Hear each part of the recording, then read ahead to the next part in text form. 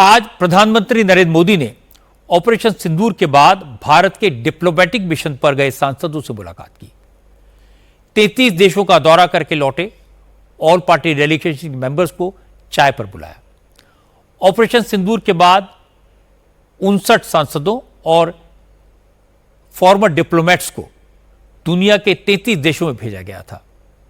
Delegation में BJP के अलावा Congress, TMC, JDU, TDP, DMK, Shiv Sena, CPM और एनसीपी के सांसद भी शामिल थे। कांग्रेस की तरफ से शशि थरूर, आनंद शर्मा, सलमान खुर्शीद और मनीष तिवारी जैसे सीनियर मेंबर्स ऑफ पार्लियामेंट भेजे गए थे।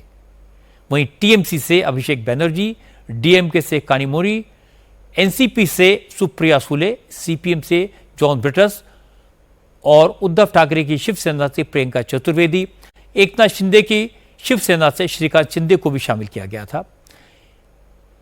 इन सारे नेताओं से आज प्रधानमंत्री मोदी ने मुलाकात की। असदुद्दीन ओवैसी भी एक डेलीगेशन के मेंबर थे। वो मिडिल ईस्ट के देशों में गए थे और मजबूती से भारत का पक्ष रखा था। आज प्रधानमंत्री की हाई टी में ओवैसी शामिल नहीं हुए। प्रधानमंत्री से मिलने के बाद शशि थरूर ने कहा कि भारत का यह डिप्लोमेटिक ऑफेंसिव काफी असरदार रहा। तमाम देशों के नेताओं ने भारत की बात सुनी, समझी और आतंकवाद के खिलाफ भारत को दुनिया भर से फुल सपोर्ट मिला। प्रधानमंत्री ने सभी सांसदों को देश का संदेश दुनिया भर में पहुंचाने के लिए शुक्रिया कहा। But he certainly was very, very pleasant to all of us. I think he saw this as an opportunity to thank the delegations for their service, and he was very pleasant. He spent more than an hour with all of us, an hour and a quarter.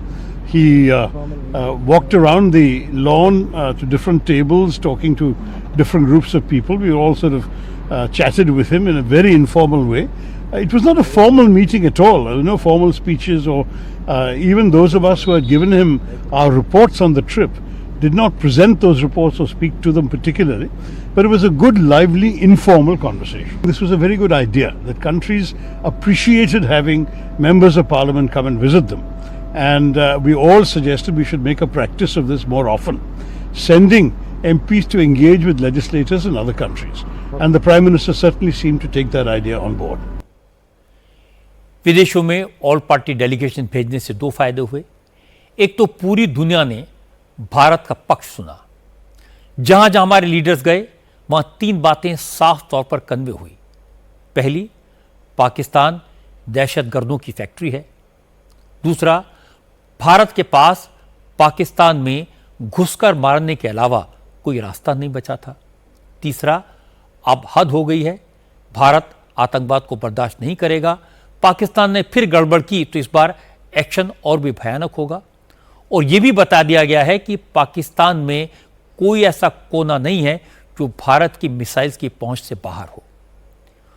All party delegation बाहर भेजने का दूसरा फायदा domestic front पर हुआ। पाकिस्तान के आतंक के सवाल पर सारी पार्टियां एक साथ दिखाई दी। जो थोड़ा बहुत डैमेज हुआ वो कांग्रेस का हुआ। डेलीगेशन में कांग्रेस के जो लीडर्स थे उन्होंने नेशनल इंटरेस्ट की बात की, लेकिन कांग्रेस इसमें राजनीतिक नफा नुकसान ढूंढती रही। नतीजा ये हुआ कि कांग्रेस आइसोलेट हो गई और उसने अपने ही लीडर्स को साइडलाइन कर दिया।